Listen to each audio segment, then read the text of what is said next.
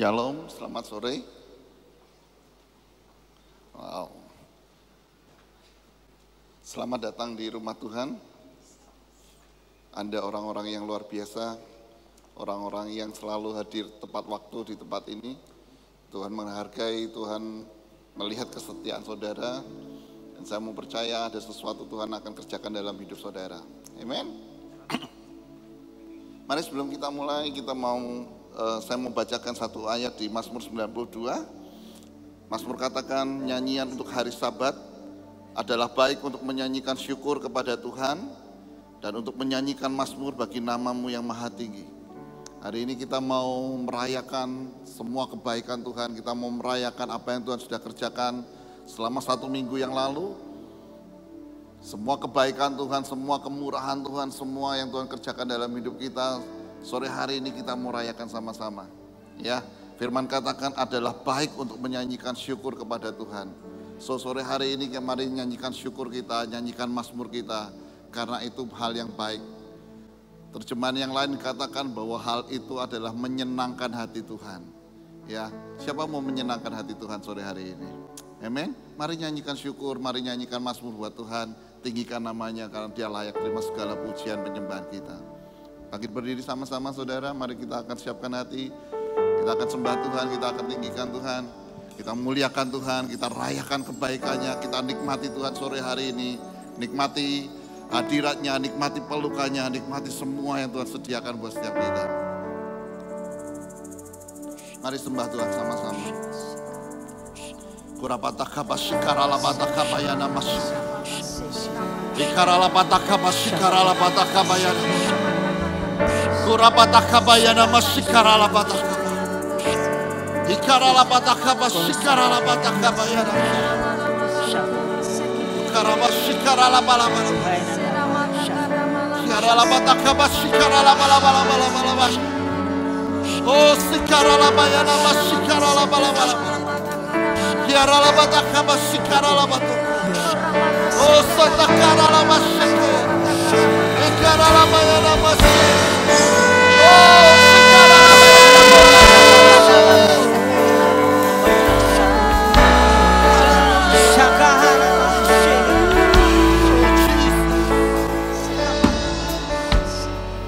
Kami mau bersyukur Tuhan sore hari ini.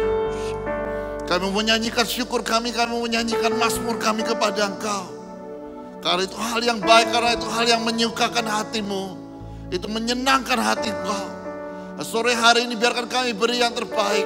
Kami mau senangkan hatimu. Kami mau memuji Engkau, kami mau sembah Engkau. Kami mau tinggikan nama-Mu Tuhan. Karena Engkau layak, terima yang terbaik dari hidup kami. Kami bersyukur Tuhan. Buat sepanjang minggu yang lalu, Tuhan kerjakan perkara yang ajaib. Tuhan memelihara kami, Tuhan menjaga kami.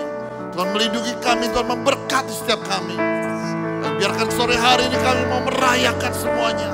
Kami rayakan kebaikan-Mu, kami rayakan Tuhan. Kami meninggikan Kau. Sebagai ucapan syukur kami, sebagai penyembahan kami kepada-Mu. Terima kasih Tuhan. Kami berdoa, biarkan hari ini, sore hari ini kuasa-Mu mengalir nyata di tengah-tengah kami. Engkau datang Tuhan, mengubah dan memberkati hidup kami, membuat kami tidak pernah jadi sama lagi. Sore hari ini ada sesuatu yang ajaib, ada sesuatu yang baru. Tuhan kerjakan buat setiap kami, dan kami menanti-nantikan Kau. Dan kami mau terima kekuatan yang baru, terima pengharapan yang baru, terima iman yang baru, terima sukacita yang baru. Terima kasih Tuhan. Kami mau sambut Kau, kami mau tinggikan Kau, kami mau muliakan Kau. Karena Kau layak, terima yang terbaik dari hidup kami. Terima kasih Tuhan, terima kasih. Kami bersyukur buat kebaikan, buat kemurahan-Mu atas hidup kami. Di dalam nama Tuhan Yesus. Dan semua yang siap memuji Tuhan, sama-sama katakan, amin. Yang siap memuji Tuhan, mari beri kemuliaan buat Dia lebih dahsyat. Tuhan, Engkau yang layak ditinggikan. Nama-Mu masyhur di seluruh dunia. Haleluya.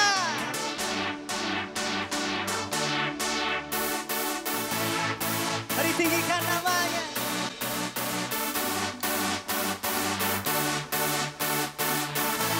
Oh.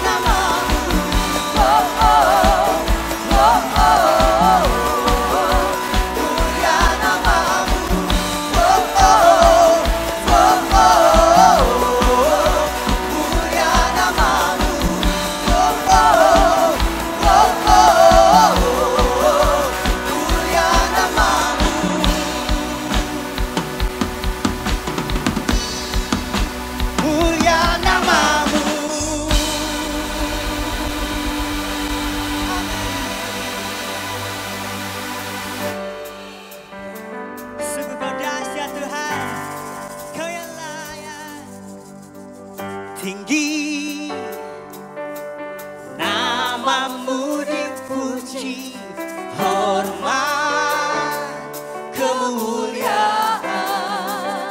Declare. Sorak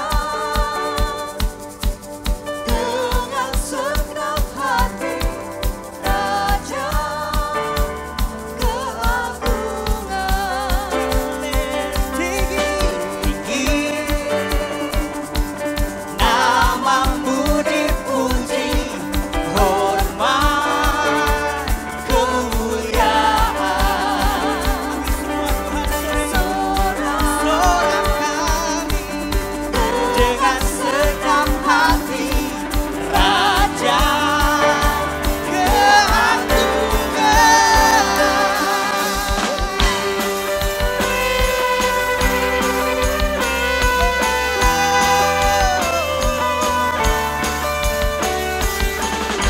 dari yang ku harapkan,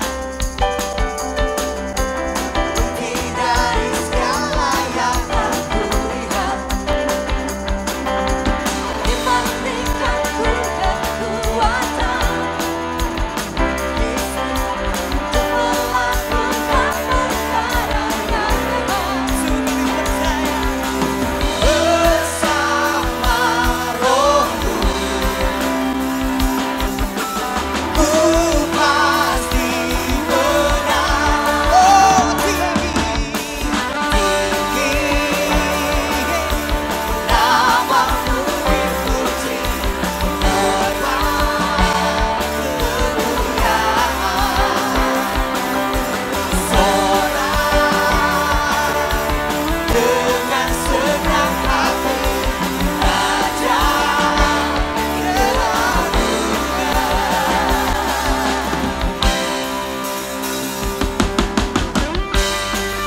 Ya Tuhan, namamu dipuji. Kau tak biarkan pencobaan, sungguh kami percaya, melebihi batas kekuatanmu. Kau yang berikan kemuliaan, semakin serupa dengan gambaranmu. Oh, bersama Rohmu, ku pasti menang. Muliakan Dia, namamu dipuji, hormat, kemuliaan. Sorak Dengan segenap hati, Raja keagungan. Tinggi namamu, namamu dipuji, hormat, kemuliaan. Sorak dengan segenap hati, Raja keagungan.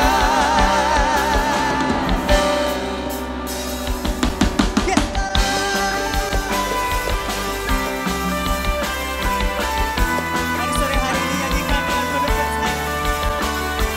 Kau tak biarkan pencobaan melebihi batas kekuatanku. Come on. Kau yang berikan kemuliaan, Kami percaya semakin serupa dengan gambaranmu.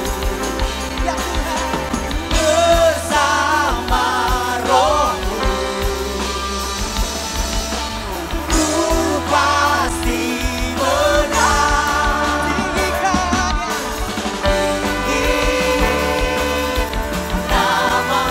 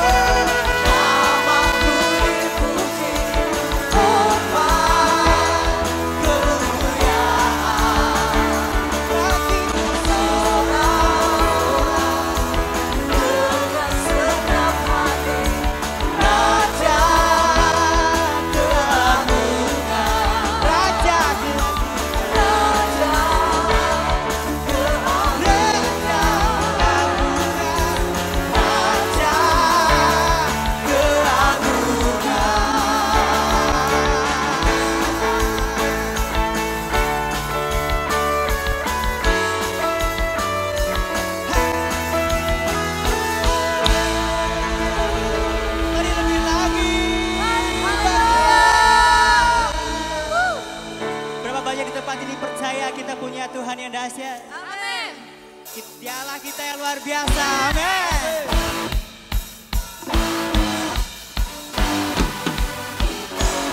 Sungguh Kau tiada bandingannya Tuhan. Pencipta langit dan bumi, kami tinggikan nama-Mu sore ini.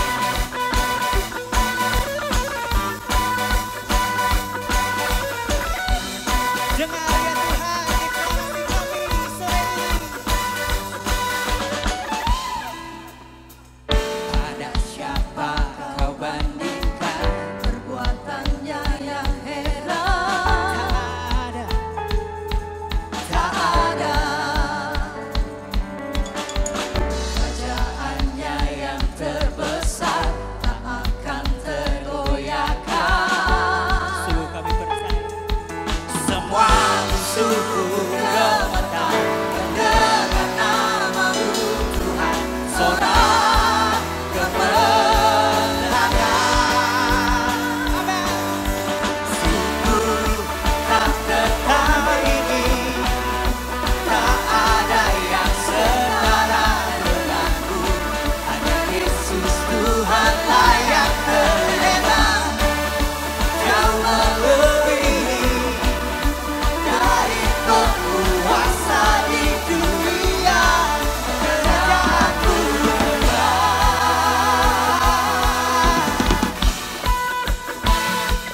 Ya Tuhan, pada siapa Kau bandingkan? hanya yang heran. Tak ada Kerajaannya yang terbesar tak akan tergoyahkan.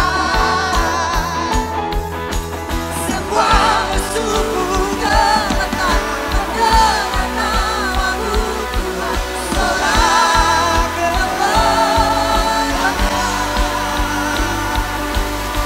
Sungguh tak tertandingi, tak ada yang setara denganmu.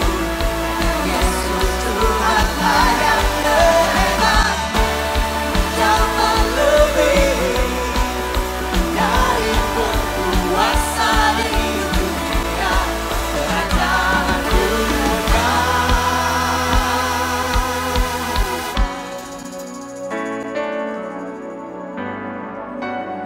Sungguh tiada satupun ya Tuhan yang setara dengan Engkau.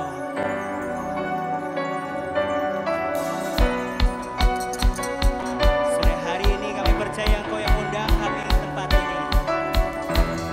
Kami percaya Tuhan, hidup kami berkemenangan. Kami bersyukur punya Allah yang dahsyat seperti-Mu. Kami bersyukur ya Tuhan, hidup di dalam kasih anugerah-Mu. Terima kasih ya Tuhan, buat setiap penyertaan setiap kami. Kami bersyukur. Come on, declare. Sungguh tak tertandingi, tak ada yang setara denganmu. Hanya Yesus Tuhanlah yang terhebat, jauh melebihi dari penguasa di dunia. Oh, sungguh tak tertandingi, tak tertandingi. Tak ada yang setara denganmu. Hanya Yesus Tuhanlah yang terhebat, jauh melebihi dari penguasa di dunia. Kerajaanku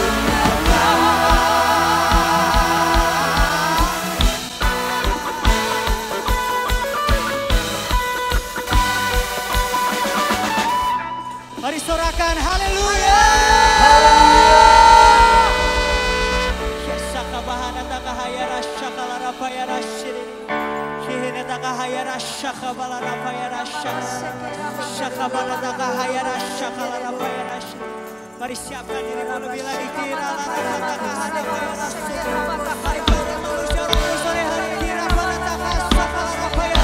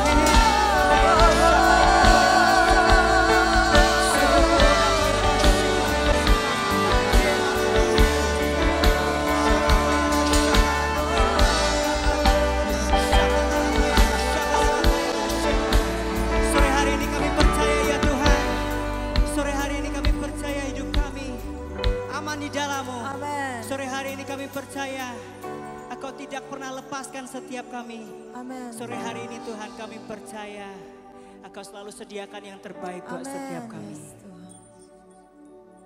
Kami berserah penuh di dalam-Mu.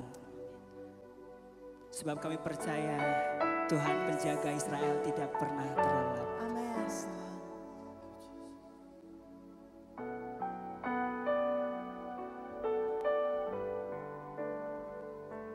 Terima kasih Tuhan. Untuk setiap rancangan yang sempurna. Terima kasih. Berserah kepada Yesus, tubuh, roh, dan jiwaku. Ku kasihi, ku percaya, ku ikuti Dia terus. Aku percaya hanya padamu. Aku berserah pada Yesus.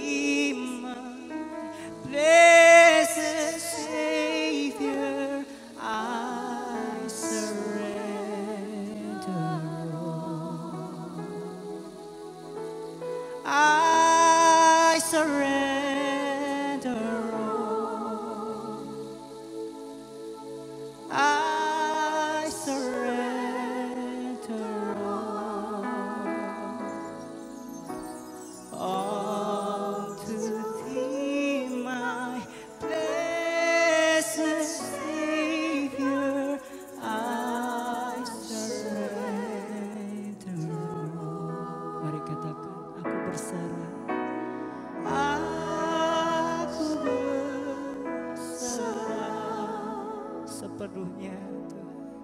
Aku berserah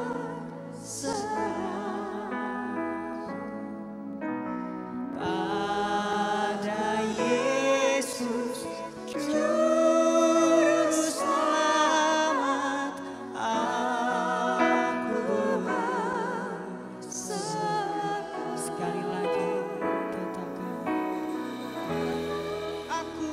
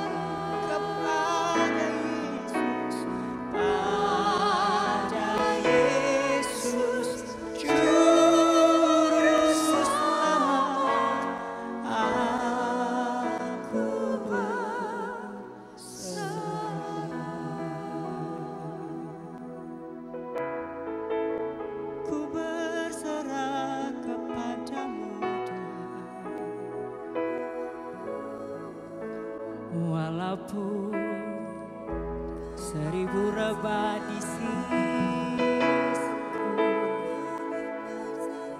aku tak takut, ku percaya kepada Tuhan. Kau yang selalu ada bagiku.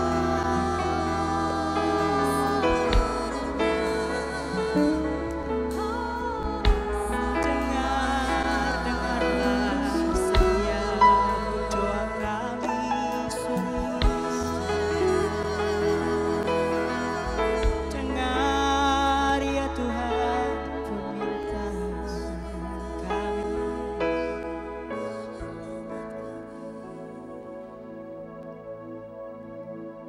Kami berserah kepadamu.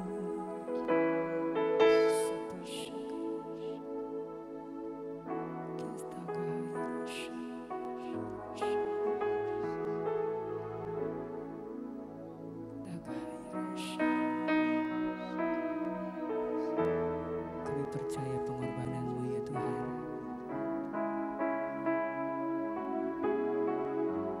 Yang memberi kami kemenangan, yang menjadikan hidup kami baru. Pengorbanan-Mu menyadarkanku betapa berharganya hidupku. Kami percaya di pandangan Matamu, Kau yang memilih hidup. Pengorbanan-Mu menyelamatkanku. sungguh kami percaya sempurna Kasih-Mu sungguh mulia salib-Mu. pengorbanan-Mu menyadarkanku betapa berharga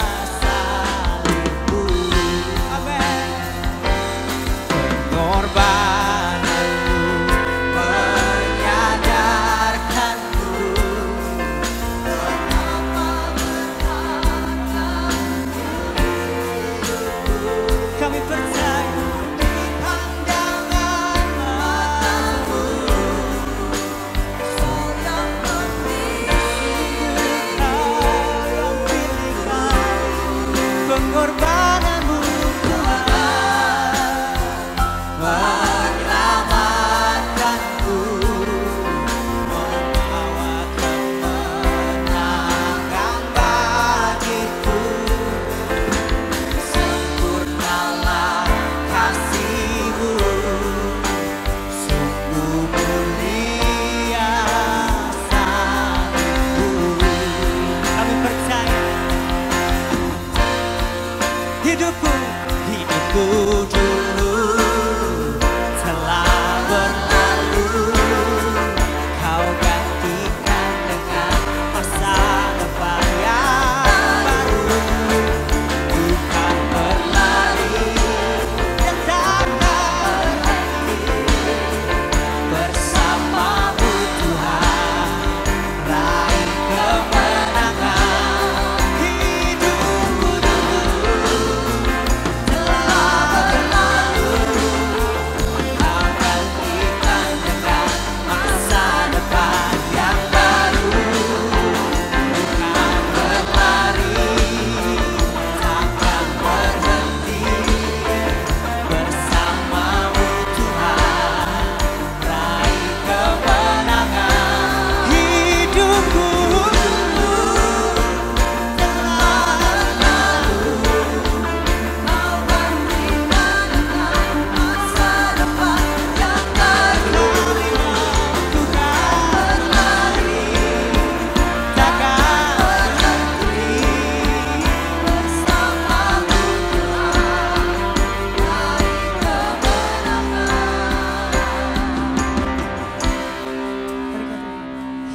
Hidupku dulu telah berlalu, Kau gantikan dengan masa depan yang baru. Ku kan berlari, takkan berhenti, bersama-Mu Tuhan raih kemenangan.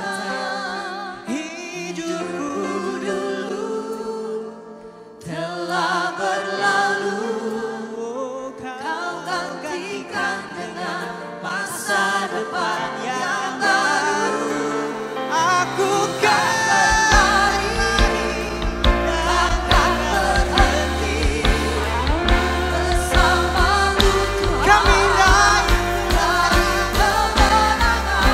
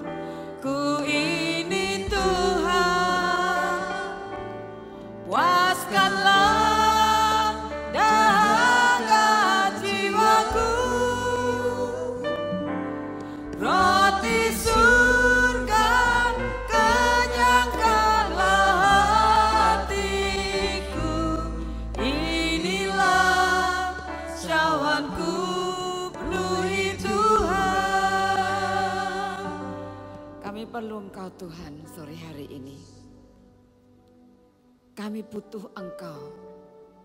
Kami butuh kehadiran-Mu di tengah-tengah kami.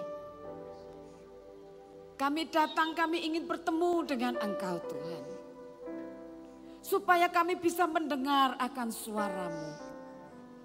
Supaya kami bisa mengerti Tuhan, apa yang Kau inginkan dalam hidup kami. Sore hari ini kami hanya minta penuhi cawan kami Tuhan. Penuhi Tuhan.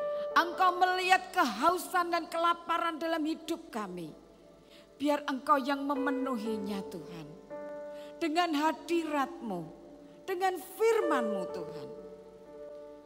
Biar lagu ini jadi doa buat kami Tuhan sore hari ini. Cerita dalam hidup kami yang berteriak minta tolong. Yang berteriak rindu akan Engkau. Yang berteriak memenuhi akan kehidupan kami. Supaya cawan hidup kami dipenuhi oleh Engkau sendiri. Penuhi cawan ku ini Tuhan. Puaskanlah dahaga jiwaku. Roti surga kenyangkanlah hatiku. Inilah cawanku, penuhi Tuhan. Mari Tuhan.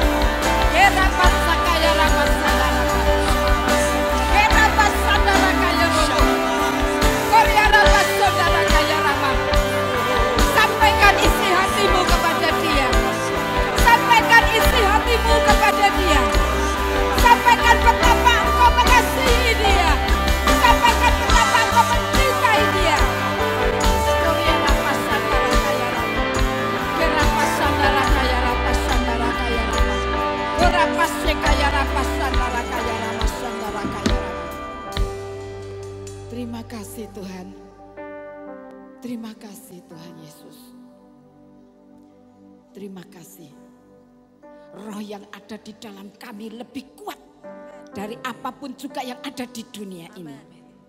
Karena kami percaya Engkau Allah yang luar biasa, yang maha kuasa, yang menciptakan seluruh bumi ini. Terima kasih Tuhan. Engkau Allah El Elyon, Engkau pencipta dari segalanya. Engkau Allah El Shaddai, Engkau Allah yang sanggup mencukupkan segala sesuatunya. Terima kasih Tuhan, terima kasih. Terima kasih Tuhan. Terima kasih. Taurat Tuhan itu sempurna, menyegarkan jiwa.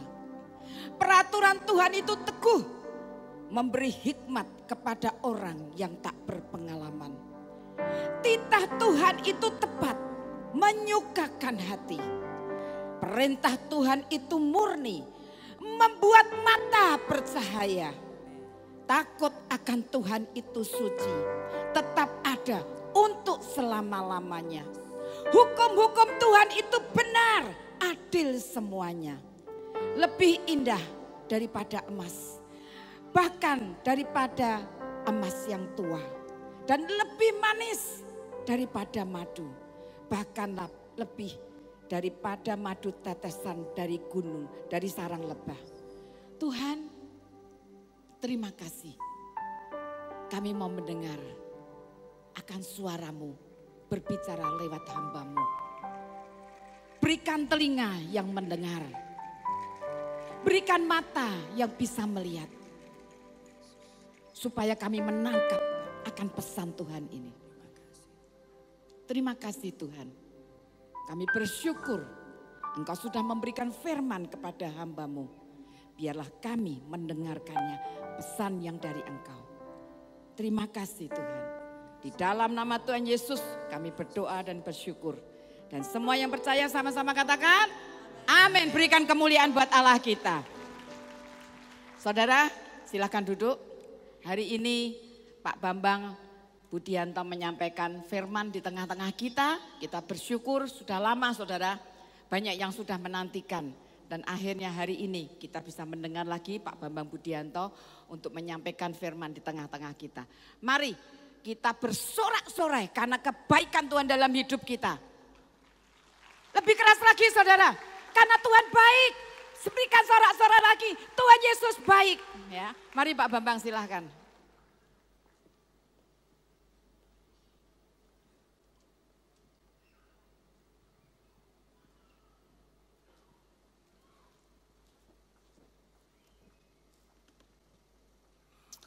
Shalom.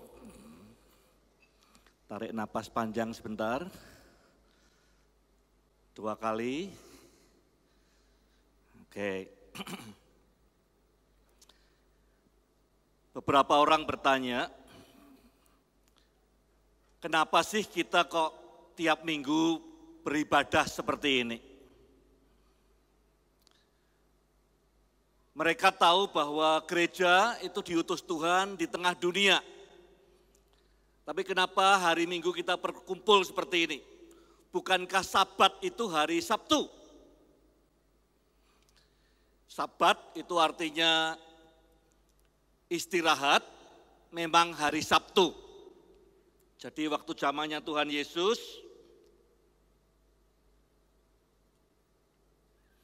Yesus ke sinagoga hari Sabtu.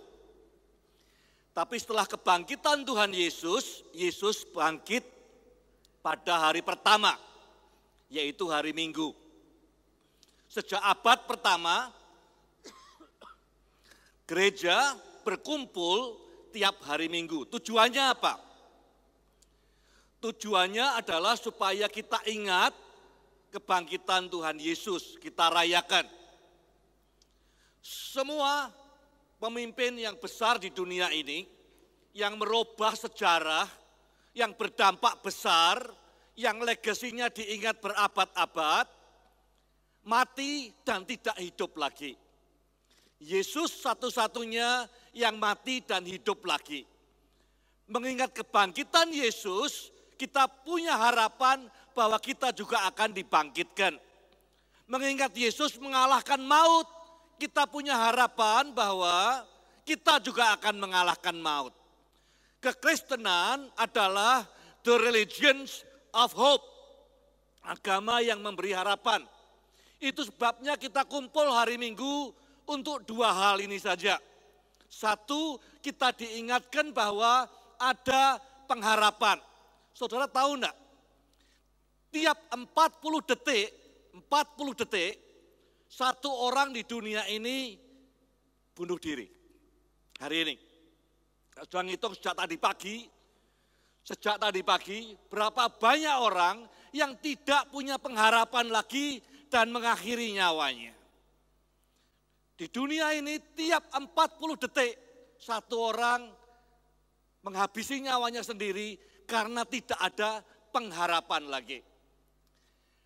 Kekristenan is the religion of hope. Dunia ingin melihat kita dan pengharapannya dibangkitkan lagi. Tadi pagi saya menyampaikan tentang bagaimana hope itu dibangun. Orang berkata bahwa kita ini bisa hidup tanpa makanan apapun selama 40 hari. Bisa. Ya. Dites, Yesus pernah ngerjakan, bisa. Orang juga berkata kita bisa hidup tanpa air selama 4 hari. Puasa total, enggak minum apa-apa 4 hari, masih hidup, bisa. Orang juga mengatakan kita bisa hidup tanpa oksigen 4 menit. Kalau orang nyelam di air bisa bertahan 4 menit. Tapi kita tidak bisa hidup tanpa hope, tanpa pengharapan lebih dari 4 detik katanya. Karena begitu kita kehilangan pengharapan, kita ingin menghabisi hidup kita sendiri. Pengharapan itu aset paling besar. Kenapa banyak orang-orang Kristen, orang-orang Yahudi menemukan hal baru di dunia? Karena hope, karena pengharapan, karena ada sesuatu yang lebih bagus di depan. Nah, saya tidak tahu di mana saudara hari ini.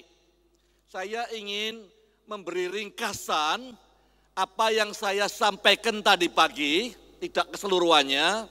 Karena apa? Karena ada satu message lain yang saya percaya Tuhan taruh dan berikan buat kita sore ini. Tapi saya akan coba ringkaskan dulu apa yang saya sampaikan tadi pagi dengan cepat. Firman Tuhan yang saya sampaikan tadi pagi diambil dari 1 Korintus 13 ayat 13. 1 Korintus 12 membahas tentang karunia-karunia roh. Orang senang bicara karunia roh karena itu ada supranaturalnya. 1 Korintus 13 berbicara tentang kasih. Kemudian di ujung pasal itu dikatakan demikianlah tinggal ketiga hal ini, yaitu iman, pengharapan, dan kasih. Dan yang paling besar di antaranya ialah kasih. Jadi di atas semuanya yang saudara perlukan untuk hidup seminggu ke depan adalah iman, pengharapan, dan kasih. Tiap minggu kita datang ke tempat ini, satu, hope atau pengharapan kita di-push ke atas lagi. Yang nomor 2, saudara disadarkan bahwa Yesus sangat mengasihi saudara. Dengan 2 itu, saudara bisa melewati seminggu ke depan, setahun ke depan. Kita ketemu tiap minggu diingatkan, Yesus bangkit, Yesus bangkit, Yesus bangkit. Paulus berkata kalau dia tidak bangkit, semua harapan kita sia-sia. Yesus bangkit, jadi kita punya kesempatan menang. Yesus bangkit, kita punya kesempatan sukses. Yesus bangkit, kita punya kesempatan hidup dalam kekekalan. Amin. Nah, pertanyaan saya, where are you? Seberapa penuhkah tangki hidup saudara? Kalau ada 3 tangki, ya, slide berikutnya, ada 3 tangki dalam hidupmu, iman, pengharapan, dan kasih. Tangki saudara itu sepenuh apa? Iman, kalau tangkinya penuh, ya, maka hidup kita akan full of purpose. Di Ibrani pasal 11 ayat 34, 35 dikatakan, oleh iman orang menutup mulut singa, oleh iman orang mengalahkan musuh, oleh iman api dipadamkan, oleh iman kota diterobos, dan segala macam. Iman itu luar biasa, ya, spektakuler. Ayat 6 Ibrani 11 juga mengatakan tanpa iman tidak ada orang yang bisa menyenangkan Tuhan. Tanpa iman tidak bisa menyenangkan Tuhan. Kalau iman kita tangkinya penuh ke arah atas, yang terjadi apa? Engkau melihat tanda apa dalam dirimu? Yang pertama, engkau merasa fulfilled. Karena dipakai Tuhan, engkau menemukan arti dalam hidupmu. Karena iman memindahkan gunung. Semua orang butuh yang namanya meaning of life. Kalau iman kita penuh, kita menemukan arti dalam hidup ini. Kita dipakai Tuhan, kita bukan sekedar numpang lewat di dunia ini. Maka ada rasa fulfilled. Fulfill itu terjemahannya sulit, bukan soal bahagia, tapi lebih daripada itu. Merasa kayak klop banget. Kalau air minum itu pas di atas, tidak tumpah, tidak kurang. Fulfill. Tidak ada yang seperti Mazmur 23, tidak ada lagi yang aku inginkan. Kalau iman penuh, maka engkau merasakan fulfill. Dan kalau engkau merasa fulfilled, yang terjadi apa? Influence-mu akan meluas di sekitarmu. Orang akan senang dekat orang yang tidak demanding. Karena merasa sudah cukup segala-galanya. Sebaliknya, simptomnya kalau orang imannya kosong, dia unforgiving. Karena dia tidak menemukan hidupnya bermakna. Dia merasa Tuhan tidak pakai dia. Akibatnya dia juga tidak ingin Tuhan pakai orang lain. Dia terlalu gampang lihat kesalahannya orang, sulit ngampuni orang, sulit maafkan orang. Itu simptomnya orang yang tangki imannya kosong. Yang kedua, saya pindah ke sebelah kanan dulu, kasih. Semua orang, ya Tuhan ciptakan kita sebagai makhluk sosial. Artinya apa? Setiap kita akan sehat jiwanya kalau ada orang lain yang mengasihi kita dengan tulus. Kalau ada orang ditanya apakah ada orang yang mengasihi engkau dengan tulus dan kita jawab tidak ada, 99% jiwa kita sakit. Karena ada kebutuhan hakiki dalam jiwa kita untuk dikasihi orang lain. Barusan kita adakan survei Bilangan Research Center, kita tanya anak-anak muda Kristen, SMA, perguruan tinggi, ada lebih dari 30% anak muda kita, ini mengkhawatirkan. Mengatakan bahwa tidak ada orang di dunia ini yang mengasihi saya dengan tulus. Dia mengatakan bahwa ya ada orang mengasihi saya tapi ada maunya. Tuhan, dalam agendanya Tuhan, goalnya Tuhan, kenapa dia ciptakan kita, kenapa Yesus mati di kayu salib, goalnya adalah relationship. Buat Tuhan, cukup kalau misalnya hati kita terpaut dengan hatinya, that's the goal. Tidak lebih daripada itu. Tapi banyak orang Kristen diajarinya keliru. Diajarinya adalah kita bangun hubungan dengan Tuhan supaya dapat yang lain. Bayangkan suami istri misalnya. Misalnya suaminya tulus mengasihi istrinya, pengen terus bersama istrinya. Pokoknya kalau bisa sama-sama udah goalnya itu aja. Sehati, sejiwa, sama-sama bahagia. Tidak punya uang banyak, tidak apa-apa asal sama-sama. Tidak keluar negeri, tidak apa-apa asal sama-sama. Tidak punya mobil, tidak apa-apa asal sama-sama. Tapi istrinya kemudian mikir, saya ingin deket-deket suami saya supaya nanti kalau saya ulang tahun dapat jam tangan baru. Supaya nanti kalau Natal kita ganti mobil baru. Ini menyakitkan karena kasih dikhianati. Dan ini yang terjadi antara banyak orang Kristen dengan Tuhan. Tuhan cuma pengen ngerangkul kita, pengen bersekutu dengan kita. Buat dia goalnya adalah relationship. Tapi seringkali kita memanipulasi itu untuk hal-hal yang lain. Ya. Relationship itu bahasanya cuma satu, kasih. Yang lain-lain kontrak namanya, bukan relationship. Ya. Nah, kalau kita tangki kasihnya itu penuh, kita merasa sangat dikasihi. Terima kasih Tuhan, saya tidak layak semestinya, tapi Tuhan mengasihi saya demikian rupa. Ya, akibatnya apa? Kalau orang full tangkinya kasih, dia akan generous, mudah berkorban. Saya masih ingat dulu, udah lama sekali, waktu itu saya belum menikah, ya. Pacar saya waktu itu di Semarang, udah puluhan tahun yang lalu, saya kuliah di Korea. Saya punya daftar waktu itu, ya, ulang tahun semua jemaat. Jadi sebagai mahasiswa di Korea, saya lihat daftar tanggal-tanggal itu, kalau sudah dekat saya akan ke toko buku Kristen, cari kartu.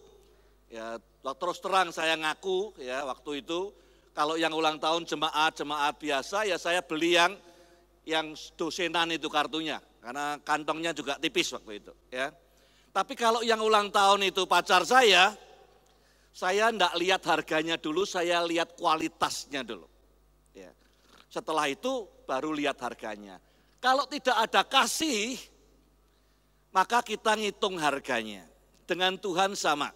Ya, kalau tangki kita ini kosong kasihnya, kita hitung-hitungan sama Tuhan. Tapi kalau tangkinya penuh, kita bukan hitung-hitungan, kita mau berikan yang terbaik kepada Tuhan. Kalau tangkinya kosong, simptomnya apa? Simptomnya adalah anger. Ya. Orang yang gampang marah kalau sudah ngalami ini kemungkinan besar tangki kasih saudara kosong. Yang ketiga yaitu pengharapan. Ya. Pengharapan, kalau pengharapannya tangkinya penuh, ya, kita hidupnya optimis. Kalau kita hidupnya optimis, ya, maka hidup kita akan positif sikap hidupnya. Kita akan punya energi. Tadi pagi bangun pagi, kira-kira saudara lompat tempat tidur dan excited betul gitu, hari ini akan ada sesuatu yang luar biasa, atau engkau malas-malesan bangun. Karena tidak ada apa-apa yang saudara harapkan hari ini. Bagaimana dengan besok pagi? Energi itu kontagius, menular. Yang menular tidak hanya corona, energi juga menular. Ya. Kalau engkau punya energi besar, di sekitarmu seorang terangkat semua orang-orang sekitarmu punya energi besar. Banyak hal bisa dicapai di dunia ini kalau kita punya energi besar. Tapi kalau tangki hope pengharapan kita kosong, simptomnya apa? Kita jadi cynical. Tahu cynical? Ya. Sinis. Semua diresponi dengan sinis. Jadi ini simple, kalau ada orang sekitar saudara ya ngomongnya sinis, saudara jadi dokter amatir. Yang dia butuhkan adalah hope. Tolong diinspirasi, diingatkan janji Tuhan, diingatkan pengalaman saudara bersama Tuhan, supaya tangki hope-nya naik. Kalau orang di sekitar saudara anger, gampang marah, saudara tahu tangki kasihnya kosong. Kalau mau ngisi tangki kasih gimana? Alkitab itu agak kebalik dengan dunia. Kalau dunia saudara butuh kasih, saudara akan minta ke sana kemari kasih. Kalau di Alkitab saudara butuh kasih, cara ngisinya gimana? Cari orang di sekitarmu yang tidak layak untuk dikasihi, kasihi dia. Pada saat kita mengasihi orang lain, maka tangki kita akan terisi lagi. Kalau engkau lihat orang di sekitarmu, istrimu, suamimu, atau siapapun juga, ya, sulit ngampuni, unforgiving. Saudara tahu penyakitnya apa? Sebagai dokter amatir saudara tahu bahwa tangki imannya ini sedang low sekali. Caranya gimana? Firman Tuhan berkata, Roma 10:17, iman datang dari pendengaran akan firman Tuhan. Jadi di style keras-keras audio Bible-nya, ya, supaya dengar dan imannya dibangkitkan. Nah, saya mau berhenti di sini, cuman saya ingin tutup dengan ini. Saya tidak tahu saudara di mana saat ini. Mungkin ada yang sudah capek menantikan sesuatu. Mungkin ada yang sudah stuck. Tidak ada pengharapan lagi. Tapi di luar sana saya katakan tadi tiap 40 detik orang kehilangan semangat hidupnya dan menghabisi hidupnya. Kerinduan saya gereja ini atau gereja manapun juga merupakan seperti mercusuar pengharapan. Ada kapal sudah tengah malam terombang-ambing, ombaknya besar, tidak tahu arahnya, tahu-tahu lihat mercusuar, muncul harapannya lagi. Ada daratan di sebelah sana. Nah di luar sana banyak ya yang membuat mereka frustasi terombang-ambing, bisa aja karena masalah finansial, bisa masalah keluarga, bisa masalah kerjaan, bisa segala macam. Gelap, tidak tahu arah, harus ngambil keputusan bagaimana. Rasanya udah terlalu lama menunggu, tetap gelap. Tidak ada harapan, tiba-tiba ada yang namanya gereja. Yang namanya mercusuar, yang namanya religion of hope. Begitu orang dunia melihat, mereka mengatakan ada masa depan buat kita. Kota kita bisa menjadi lebih baik. Negara kita bisa jadi lebih baik. Kejahatan bisa menurun. Anak-anak kita bisa lebih pintar daripada kita. Ya. Keturunan kita bisa lebih berdampak daripada kita. Itu namanya hope, pengharapan. Akan lebih baik. Harusnya itu mandat gereja Tuhan. Tapi seringkali kita cuma berkumpul di sini dan tidak tampil di luar. Orang luar tidak lihat dan bunuh diri terus bertambah tiap tahun. Tugas kita sebagai komunitas Kristen adalah memberi pengharapan pada dunia ini. Suatu saat orang-orang di kota Semarang, di Slam, yang pengusaha, yang dosen, yang siapapun juga, yang lepas harapan. Kemudian lihat saudara, komunitas Kristen, dan harapannya muncul lagi. Ada daratan. Ada pengharapan, di depan sana hidup kita lebih baik.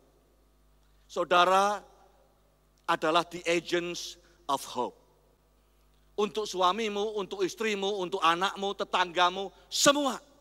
Harusnya kemanapun kita pergi, tangki pengharapannya orang dinaikkan. Hope-nya langsung naik, karena kita begitu energized, positif, dan influential dalam hidup kita. Gereja adalah pengharapan. Seorang profesor di Harvard berkata, tidak ada organisasi di dunia yang punya cabang sebanyak gereja.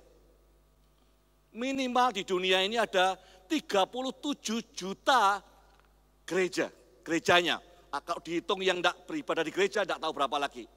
37 juta gereja, minimal. Profesor di Harvard ini berkata, banyak persoalan di dunia ini. Perang, kemiskinan, korupsi, abuse, segala macam. Yang paling mampu menyelesaikan semua ini adalah gereja. Kalau gereja tidak mampu, tidak ada yang lain yang mampu. Yang saya maksud gereja bukan gedungnya, bukan sekedar kalau hari Minggu, tapi setiap Senin, Selasa, sampai Sabtu, di mana kita di tengah dunia memberi harapan pada dunia. Saya harap mulai malam ini, kota Semarang lihat gereja ini lain daripada yang sebelumnya. Ada harapan bahwa kota ini akan lebih bersih, bahwa kota ini akan lebih cemerlang, akan lebih makmur, akan lebih memuliakan Tuhan, lebih diberkati karena saudara hadir di kota ini. This is religion of hope. Saudara adalah agen-agen pengharapan. Nah, saya stop di situ bicara soal hope. Saya harap nanti ada waktu saudara refleksi. Sekarang saya ajak apa yang saya rasa Tuhan taruh di hati saya buat saudara malam ini.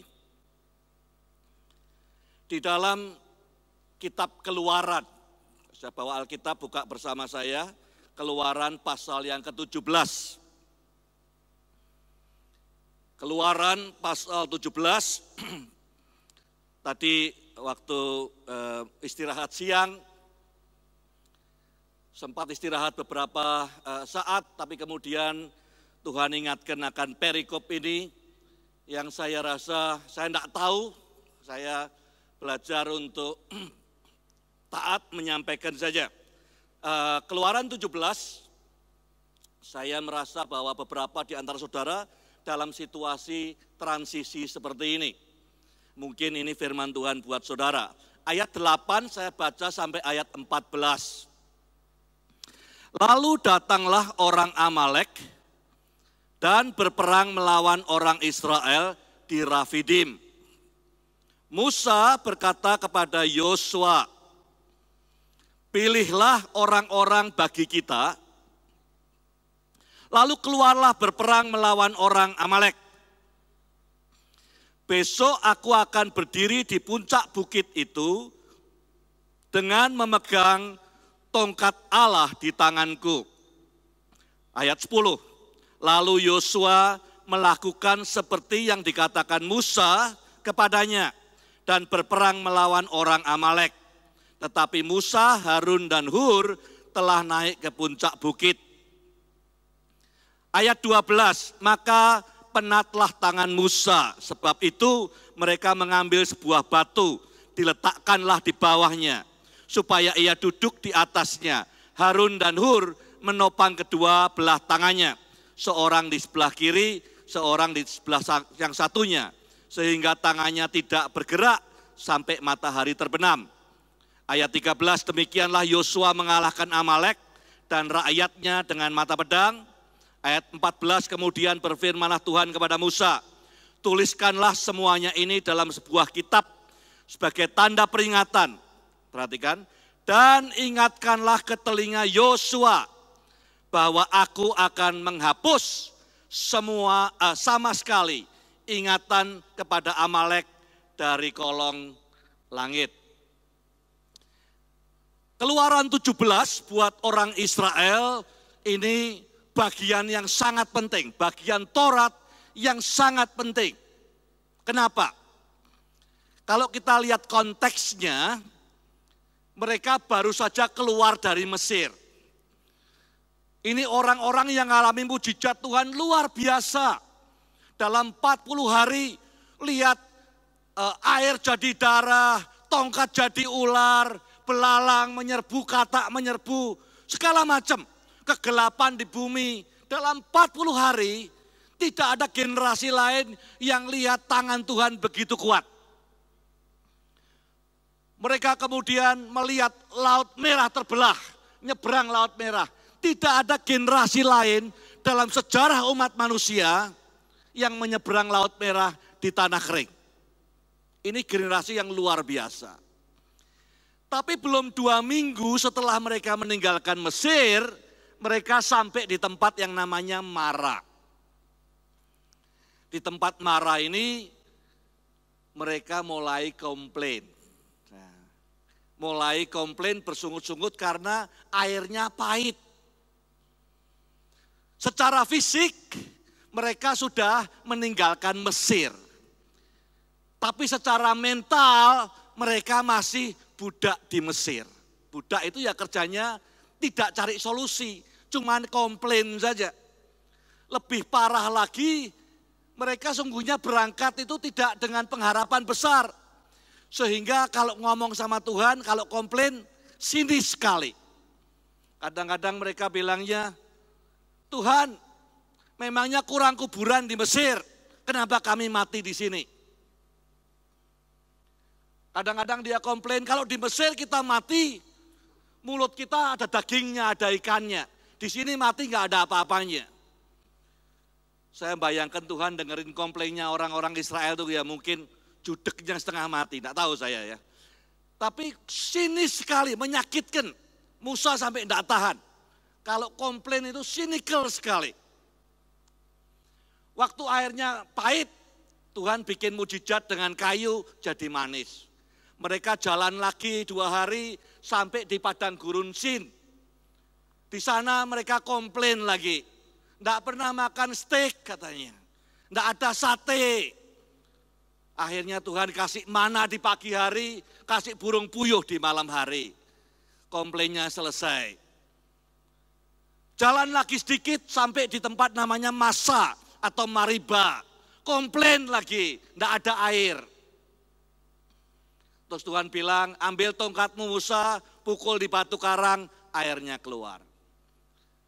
Semua mujizat Tuhan yang dia buat, baik itu menjadikan air pahit jadi manis, mendatangkan puyuh tiap malam, mana tiap pagi, mengeluarkan air dari batu karang, tidak bisa merubah mentalnya bangsa Israel. Mentalnya tetap mental budak.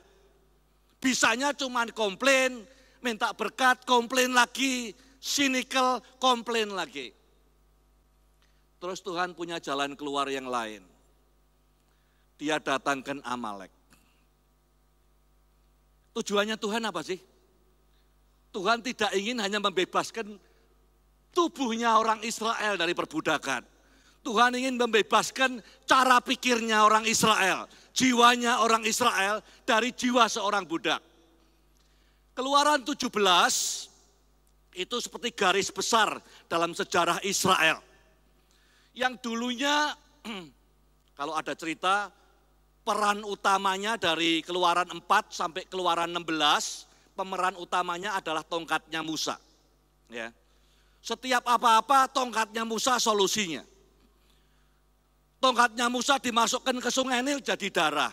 Diangkat ke atas jadi serangga.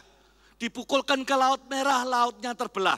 Jadi starringnya, pemeran utama daripada Keluaran pasal 4 sampai pasal 16 adalah si tongkat tadi. Itu sebabnya Musa berkata, aku naik ke gunung bawa tongkat Allah.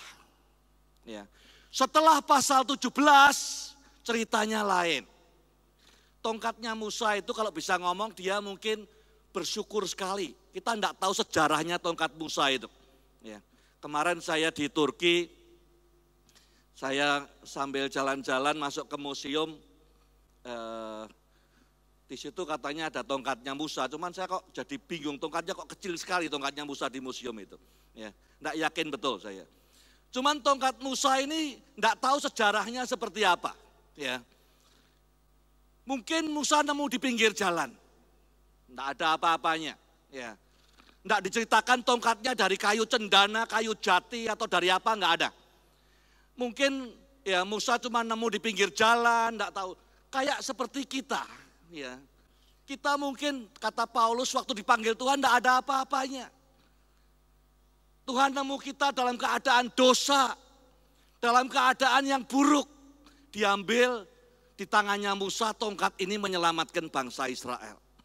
Jutaan orang tidak bisa minum, bisa minum. Jutaan orang dikejar musuh, bisa bebas dari musuh. Tongkatnya biasa, di tangannya Musa dia jadi luar biasa. Kita ini kayak tongkat di tangan Tuhan. Mungkin sejarahnya kita dulu orang yang berdosa, tidak ada apa-apanya, di tangan Tuhan bisa dipakai menyelamatkan bangsa, membangun generasi, berdampak buat kantor, sekolah, tempat kerja. Sejak Keluaran 17, alat Tuhan bukan lagi tongkat. Alat Tuhan adalah pemimpin. Dikatakan di ayat 9 tadi, begitu Amalek datang, Tuhan panggil Yosua. Kenapa kok Yosua? Ini pertama kali Yosua disebut di Alkitab. Yosua yang bawa Israel masuk ke Kanaan, belum disebut sebelumnya. Musa mungkin mikir siapa yang akan menghadapi orang Amalek. Dia cuma cari orang yang berbeda. Yang tadi di Mara tidak ikut komplain-komplain. Yang di Lembah Sin tidak ikut komplain-komplain. Yang di Mara tidak ikut komplain-komplain. Dia lihat ada satu anak muda, tidak istimewa. Dia dari suku Efraim, suku yang kecil. Dipanggil oleh Tuhan. Mulai sekarang, film yang ceritanya, lakonnya itu tongkat sudah selesai. Sekarang Tuhan pakai pemimpin untuk menyelamatkan bangsa Israel. Dia panggil Yosua. Terus dia bilang, Yosua, kamu pilih pemimpin-pemimpin yang lain, perangi orang Amalek. Keluaran 17 itu ganti season. Kalau dulu semua Tuhan, semua Tuhan pakai tongkat. Sekarang Tuhan pakai Yosua untuk mengalahkan Amalek. Untuk ngusir roh dan jiwa perbudakan dibutuhkan Amalek. Saya tidak tahu apakah Amalek sudah datang ke kantor saudara? Apakah Amalek sudah datang di keluarga saudara? Apakah Amalek sudah datang di pelayanan saudara? Tapi seringkali Tuhan pakai Amalek untuk mengerjakan karakter kita. Yang tadinya mentalnya budak, hanya komplain, hanya minta. Sekarang Tuhan ingin kita bangkit dan membangkitkan pemimpin-pemimpin di sekitar kita. Apalagi, terus Musa berkata kepada Yosua, dia bilang, kamu perang, aku naik ke gunung. Saya dulu mikir, kenapa ya kok Musa perlu naik ke atas gunung? Tujuannya apa? Kalau cuman ditafsirkan bahwa Musa berdoa kan enggak harus di atas gunung. Emangnya kalau doanya di atas gunung lebih manjur doanya? Ya enggak dong. Ya. Tapi kenapa Musa berkata pada Yosua, aku naik ke atas gunung dengan tongkat Allah? Jadi saya bayangkan orang Israel waktu itu masih berpikir sejauh tongkat Allah kelihatan mereka merasa aman. Jadi mereka perlu lihat tongkat Allah. Tongkat Allah itu apa? Tongkat Allah adalah pekerjaan Tuhan di masa lalu. Lihat tongkat Allah mereka ingat bagaimana anak sulung mereka selamat. Lihat tongkat Allah mereka ingat dikejar orang Mesir selamat lewat Laut Merah. Tongkat Musa, tongkat Allah adalah karya besar Tuhan dalam hidupmu di masa lalu. Jangan sampai tidak kelihatan. Setiap hari ambil waktu untuk mensyukuri karya Tuhan dalam hidupmu. Kalau engkau hanya lihat Amalek hari ini, engkau akan frustasi. Tiap hari ambil waktu 2, 3, 4 menit untuk lihat tongkat Allah. Tongkat Allah itu apa? Karya Allah dalam hidupmu di masa lalu. Mazmur 103 berkata, jangan pernah lupakan segala kebajikan Tuhan. Diingat-ingat terus, karena itu modal besar. Ya, kuncinya jadi Musa berkata, kalau engkau menghadapi Amalek, ya, nomor 1, lihat di mana tongkat Allah. Artinya apa? Ingat di masa lalu karya Tuhan yang menyelamatkan saudara, menyembuhkan saudara, membangkitkan saudara, memakai saudara. Ingat tiap hari. Itu modal besar, itu aset besar. Yang kedua, kenapa Musa harus di atas bukit? Supaya menurut tafsiran seorang rabi Yahudi, namanya Rabi Yonatan, tujuannya adalah dia ingin menyampaikan sejauh kita lihat ke atas, fokus kita ke Tuhan, ya, dan kita ingat pekerjaan Tuhan di masa lalu, kita menang. Itu sebabnya perlu lihat ke atas. Dalam menghadapi Amalek, dalam menghadapi segala macam persoalan dunia ini, sejauh engkau lihat ke Tuhan, sejauh matamu tertuju pada Tuhan, you are okay, progressing ke depan. Tapi kemudian tangannya Musa capek turun ke bawah. Akhirnya Hur dan Harun menopang tangannya Musa. Pemimpin yang dibutuhkan oleh anak buahnya adalah menginspirasi. Anak buahnya dari bawah, Yosua lihat, weh, kelihatan lagi tongkatnya. Tapi sekarang yang angkat tidak hanya Musa, tapi ada Harun, ada Hur. Harun itu kakaknya Musa, lebih tua dikit. Hur itu keponakannya, anaknya Miriam katanya, jadi jauh lebih muda. Tapi mereka kerjasama supaya bangsanya selamat, supaya bangsanya menang. Tidak bertanding. Hur dan Harun tidak bertanding tinggi-tinggian tangan yang mana.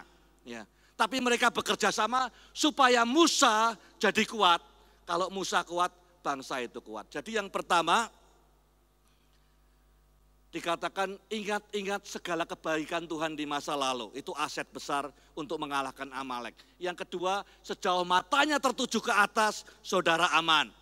Yang ketiga, sebagai pemimpin-pemimpin kita perlu menginspirasi dengan kesatuan, dengan kesehatian. Jadi transisi apa sih yang terjadi di Israel? Nomor 1, dulunya semua-muanya kita bergantung ke Tuhan. Sekarang Tuhan memampukan pemimpin-pemimpin untuk mengalahkan Amalek. Amalek itu musuh, ya, yang bisa dikalahkan hanya oleh community of leaders. Yang kedua, kalau dulunya pusatnya itu tongkat, sekarang pusatnya adalah relationship. Saudara mau jadi pemimpin yang baik, butuh relationship yang baik. Semua apapun kerjaan saudara, mau jadi dosen, mau jadi pendeta, mau jadi pedagang, buka toko, apapun juga, 90% sukses saudara bergantung dari relationship. Ya. Relationship baik, barang saudara laku. Relationship baik, orang percaya saudara. Relationship baik, orang dimampukan oleh saudara. Dulu orang bersandar hanya pada tongkat. Sekarang pada Yosua sebagai pemimpin butuh relationship. Ya. Skillnya berbeda. Relationship, mengasihi orang lain, membangun orang lain. Yang ketiga apa? Di Keluaran 17 terjadi perubahan yang dulunya slave, budak, jadi warrior. Ya. Amalek itu kelihatannya musuh, tapi juga dipakai Tuhan jadi berkat buat Israel. Kadang-kadang saudara butuh Amalek. Ya.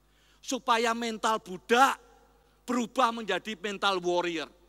Tadinya cuma bisanya komplain, ya, bisanya cuma nangis, komplain, cynical, kritikal. Sekarang muncul jadi pahlawan-pahlawan. Dikatakan di ayat 13, dan Yosua mengalahkan mereka dengan pedang, bukan dengan tongkat, dengan pedang. Ya, warrior. Yang keempat, perubahan apa dalam sejarah Israel? Yang tadinya fear, ketakutan, menjadi victory.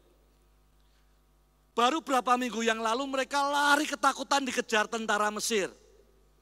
Hari ini mereka mengejar orang Amalek. Ya.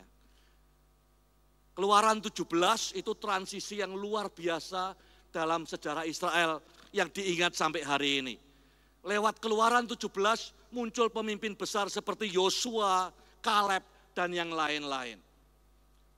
Kadang kita butuh Amalek dalam hidup kita. Saya tidak tahu berapa banyak di antara saudara sedang menghadapi Amalek. Ya. Rasanya hilang penghadapan, kenapa Tuhan izinkan Amalek datang dan segala macam. Dalam keluargamu, dalam studimu, dalam bisnismu, dalam pelayananmu. Tujuan Tuhan bukan untuk ngalahkan Amalek. Tujuan Tuhan merubah hidup saudara. Tuhan ingin mengatakan seasonnya sudah berubah. Kalau sudah lihat di perjanjian lama, tongkat Musa muncul hanya sekali lagi setelah peristiwa ini. Di kitab Bilangan pasal 20. Waktu itu Tuhan bilang kepada Musa, Musa, kamu berbicaralah kepada batu ini supaya keluar airnya. Musa tidak tahu jengkel, tidak tahu memang emosi. Dia jalan ke tabernakel, ambil tongkatnya yang sudah lama di museum itu, dikeluarkan, dipukulkan ke batu. Dan oleh karena itu, dia tidak bisa masuk tanah perjanjian. Tongkatnya sudah kehilangan seasonnya, sudah lewat seasonnya, Musa ambil lagi, dipukulkan ke batu, and that's the end of it. Ya, Musa tidak masuk tanah perjanjian, karena seasonnya tongkat sudah selesai. Season ini berjalan terus, kita memasuki season yang baru. Tuhan pakai Yosua, Tuhan pakai community of leaders. Amalek memang ada dalam kehidupan ini. Diizinkan Tuhan supaya apa? Supaya kita tidak punya mental budak lagi, tapi mentalnya warrior.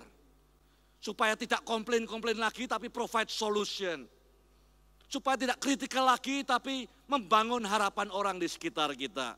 Dunia menantikan kapan anak-anak Allah dinyatakan. Kalau sampai kita terus kembali ke season yang lama, terus pakai tongkat, tidak mau bergerak membangun pemimpin-pemimpin. Bisa jadi nasib kita seperti Musa juga. Mari kita berdoa. Saya ajak kita bangkit berdiri bersama-sama. Datang pada Tuhan.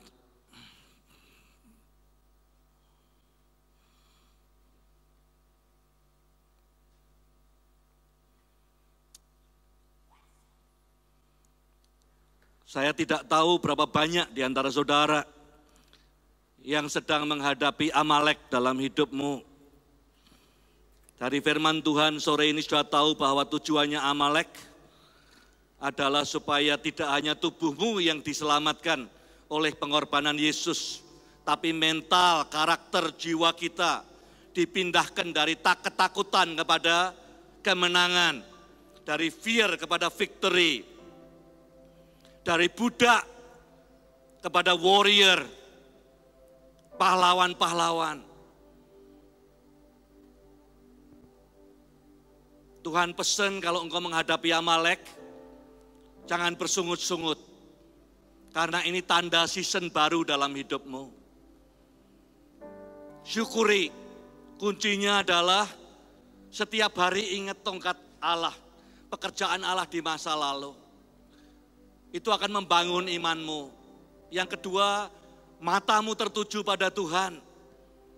Engkau akan aman, engkau tidak akan kalah. Sejauh kita lihat ke atas, kita aman. Season baru jangan pakai cara lama. Saudara adalah agen-agen pengharapan buat dunia ini. Bukan orang yang numpang lewat di atas bumi ini. Ambil waktu beberapa detik, 1 menit, 2 menit. Sembayang pada Tuhan. Coba lihat tongkat Allah, tongkat Musa dalam hidupmu. Karya besar Allah dalam hidupmu. Tongkat Musa sama seperti kita, tidak ada sejarahnya. Mungkin ketemu di pinggir jalan. Tapi di tangan Allah, dia membelah Laut Merah. Di tangan Allah, dia membebaskan bangsa Israel. Di tangan Allah, dia menyelamatkan anak-anak sulung dari kematian. Sama dengan saudara dan saya, kita mungkin ditemukan di pinggir jalan oleh Tuhan. Tapi di tangan Tuhan, hidup saudara bisa membelah Laut Merah. Menyelamatkan anak sulung. Merubah air sungai Nil. Syukuri masa lalu, karya Tuhan besar dalam hidupmu. Dan Tuhan belum selesai dengan hidupmu.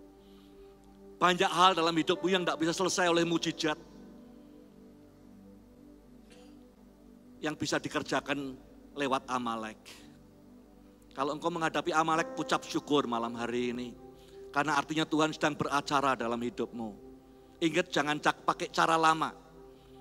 Pakai cara baru dari Tuhan. Pandang ke atas. Lawan Amalek. Di ayat 14 Tuhan berpesan khusus kepada Musa. Musa, beritahu Yosua. Apa yang kamu buat hari ini, buahnya kekal. Orang Amalek tidak akan diingat lagi dalam sejarah. Tidak akan bangkit lagi. Yang sudah kamu habisi, habis selama-lamanya. Hari ini, malam ini Tuhan akan memberikan afirmasi buat saudara. Karena saudara adalah Yosua di mata Tuhan. Khusus Tuhan pesan sama Musa. Musa, make sure Yosua dengar. Bahwa apa yang dia hasilkan itu dimeterai di surga. Hasilnya kekal, tidak berubah lagi. Lasting impact. Saudara hari ini mungkin capek, tapi harus bertempur sampai matahari terbenam. Lihat terus ke atas. Lihat tongkat Musa. Lihat pemimpin-pemimpin yang bersatu. Dunia menantikan saudara dan saya. Katakan bahwa Tuhan, bangkitkan roh Yosua dalamku. Kalau tongkat bisa membelah Laut Merah, Yosua juga membelah Sungai Yordan. Membawa 2 juta orang masuk ke tanah perjanjian. Season baru Tuhan pakai Yosua, dia pakai saudara. Bukan lagi zamannya nunggu, zaman bertindak mengalahkan Amalek. Katakan Tuhan pakai aku, bangkitkan Yosua di dalamku. Bangkitkan Yosua di dalamku. Tuhan berkata, Yosua, pilih orang-orang untuk berperang dengan engkau. Jangan perang sendiri. Pilih orang-orang di sekitarmu untuk mengalahkan Amalek. Tidak ada zamannya tongkat sendirian. Tidak ada zamannya perang sendirian.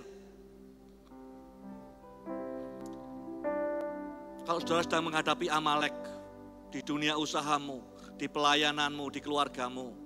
Jangan perang sendiri. Cari pemimpin lain di sekitarmu, ajak perang melawan Amalek bersama-sama. Kalau saudara ingin membangkitkan Yosua, pemimpin yang bersama-sama dengan saudara, boleh angkat tanganmu, saya mau berdoa sebentar buat saudara supaya engkau dibukakan matamu. Yosua tidak mau bawa semua pasukannya, disuruh milih. Logikanya kalau belum pernah perang dia akan bawa semua rakyat Israel. Tapi tidak, Musa bilang milih. Pilih orang-orang perang bersama kamu. Saudara, Tuhan langsung berikan mata seorang pemimpin pada Yosua. Melihat sekitarnya, orang-orang yang berperang bersama dia.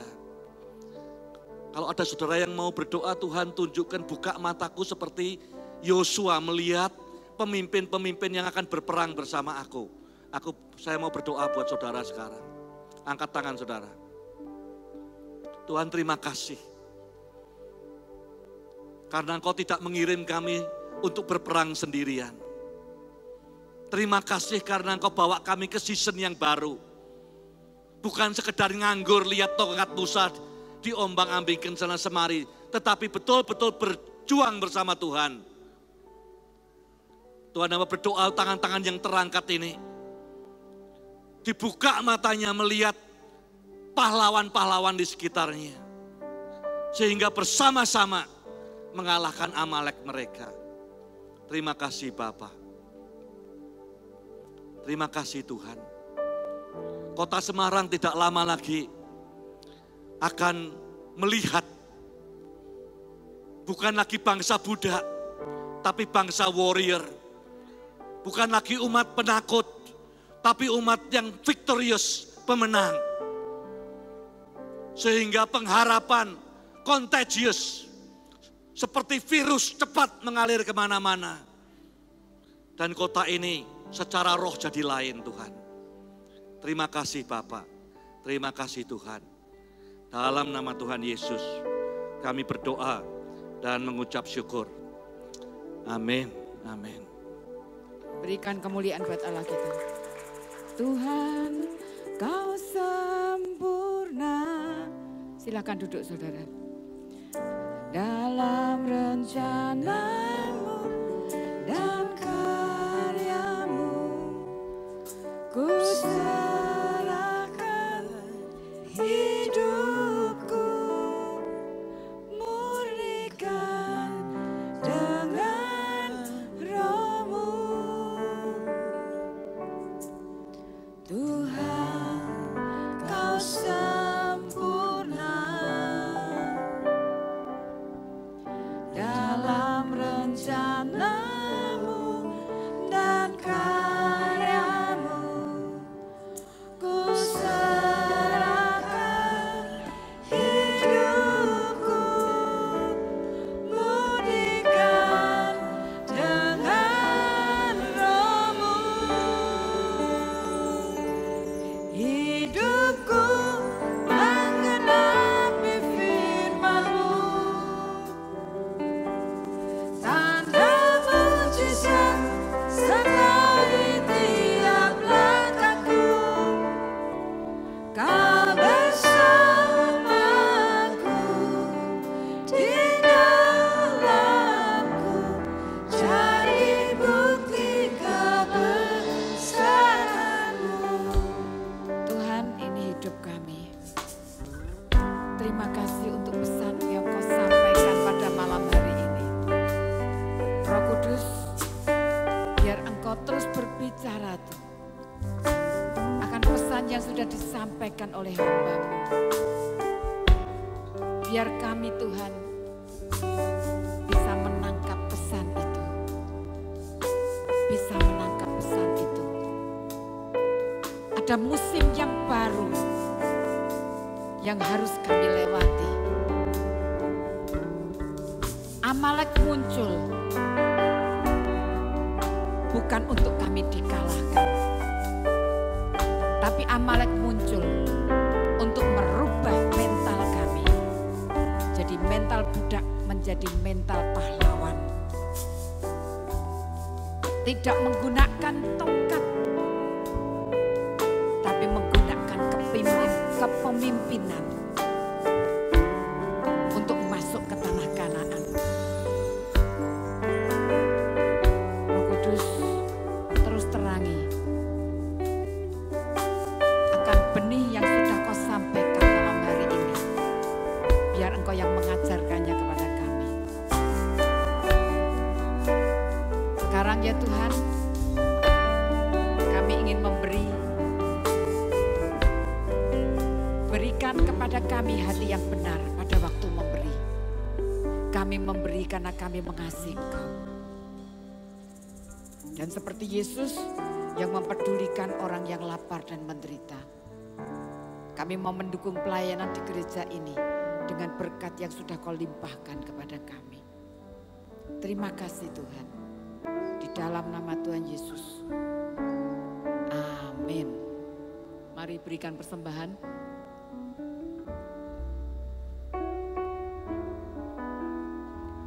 Murnikan dengan roh-Mu, Tuhan Kau sempurna.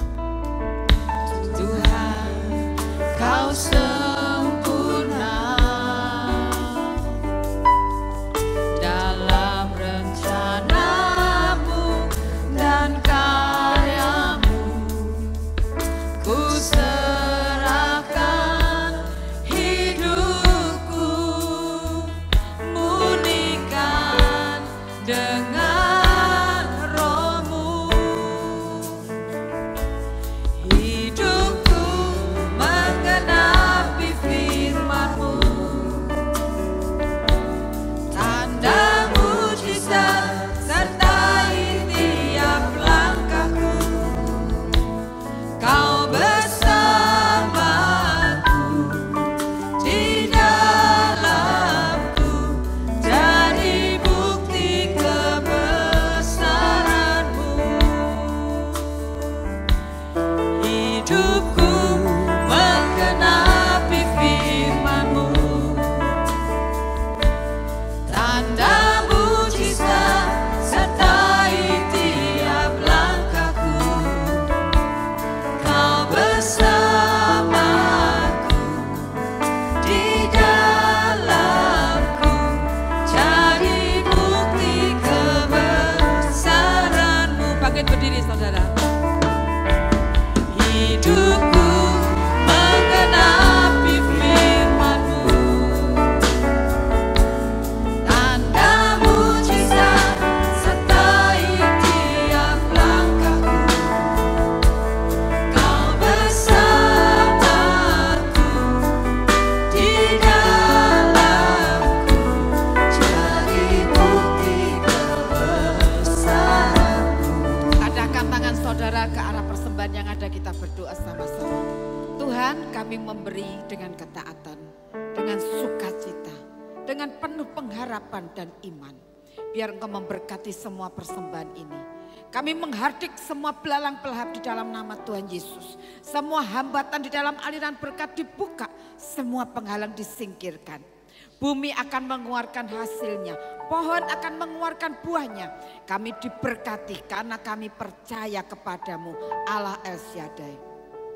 Kami hidup di dalam perlindungan Allah, di mana awan kemuliaan Tuhan menopang bisnis dan pekerjaan kami. Sekarang ya Tuhan, surga di atas kami terbuka dan berkat dicurahkan dengan limpahnya. Di dalam nama Tuhan Yesus. Dan semua yang percaya sama-sama katakan, amin. Selamat malam, mari kita berdiri, kita satukan hati kita. Kita akan berdoa untuk bangsa dan negara kita. Tuhan Yesus, malam hari ini Tuhan, kami datang kepadamu, kami sehati Tuhan. Jemaat JKI Injil Kerajaan berdoa untuk bangsa dan negara Indonesia yang kami cintai ini Tuhan. Kami berdoa Tuhan, luputkan dari semua yang jahat Tuhan. Kami berdoa, Engkau berkata dalam Mazmur 91, orang yang duduk dalam lindungan yang maha tinggi, yang bermalam dalam naungan yang maha kuasa, yang berkata kepada Tuhan adalah tempat perlindungan kami.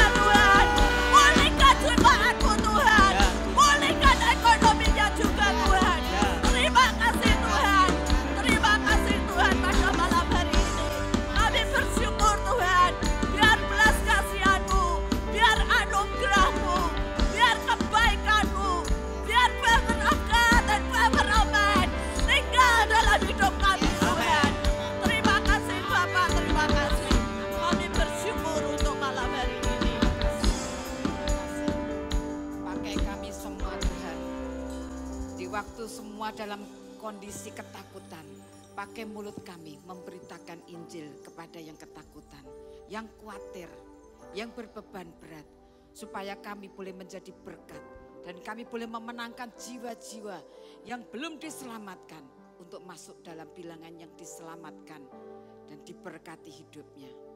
Pakai hidup kami Tuhan di masa ini. Pakai hidup kami. Tadahkan tangan saudara dan terimalah berkat Tuhan. Pulanglah dengan penyertaan Yesus Kristus dalam hidupmu. Biarlah tangki hidupmu diisi penuh dengan mendengar firman sehingga iman percayamu makin kuat kepada Tuhan. Biarlah tangki hidupmu diisi penuh dengan kasih kepada Allah sehingga berlimpah dan dapat disalurkan kepada yang membutuhkan. Biarlah tangki hidupmu diisi penuh dengan pengharapan kepada Allah dengan berpegang teguh pada janji-janji Tuhan, menyaksikan janji-janji Tuhan kepada yang lain. Biarlah hidupmu menginspirasi orang lain sehingga orang yang hilang harapan menemukan masa depannya di dalam Yesus. Mental budak akan dibuang dan biarlah engkau menjadi pahlawan-pahlawan Tuhan. Engkau tidak lagi bersungut-sungut karena ada musim yang baru yang Tuhan berikan di dalam hidupmu. Maka engkau akan jadi jemaat JKI Injil Kerajaan yang berdiri teguh di atas kebenaran firman Allah, berakar di dalam Dia dan dibangun di atas Dia. Tuhan memberkati dan melindungimu dengan pasukan malaikatnya. Tuhan menyinarimu dengan wajahnya dan memberimu kasih karunia yang baru setiap pagi. Tuhan menghadapkan wajahnya kepadamu dan memberimu